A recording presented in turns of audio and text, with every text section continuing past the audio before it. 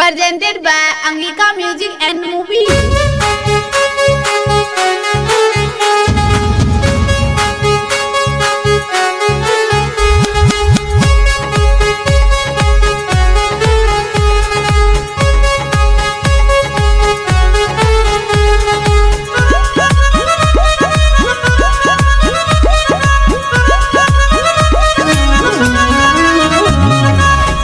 बिना लागे छौना मोना मागोरी गे करे किए नहीं छी हमारा फोना मागोरी गे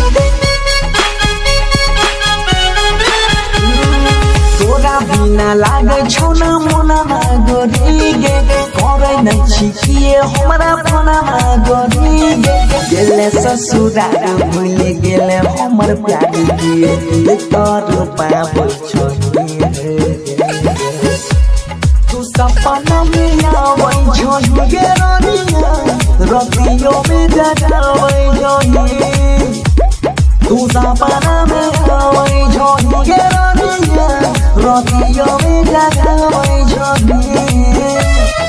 Produced by Chaya Singh.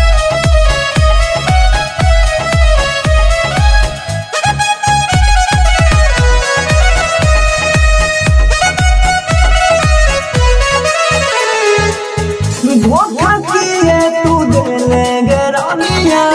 कहियो खबर का सूंड गे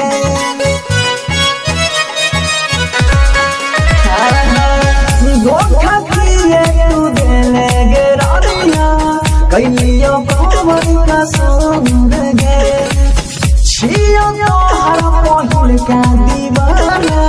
मिले लो यही बहुजा दूर गे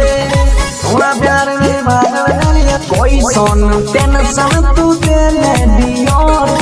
पियै छियो रोज हम दारू दियो यसरा देखाई के तू पूरा न कइलो सैया के जियारा जुड़ाबै छही तू सपना में आवै छही गे रानिया रतियों में जगाबै छही तू सपना में आवै छही गे रानिया रतियों में जगाबै छही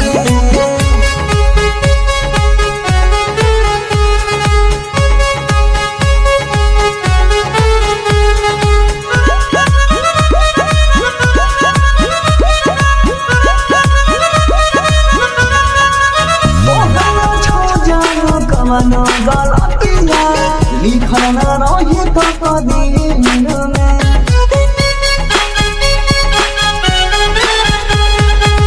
तोहर न छो जानू कमनो गलतिया लिखल न रही तो कदीन में छोड़ी के हम जाता चली गे गइले इहो दुनिया के भीड़ में तोरे पड़वा मेरी हयास गोरिया तोर गेले हमर विश्वास गोरिया तोर सोनू के छोड़ी तू बरसी के घरवा बसाव तू सपना में आवै छही गे रानिया रतियों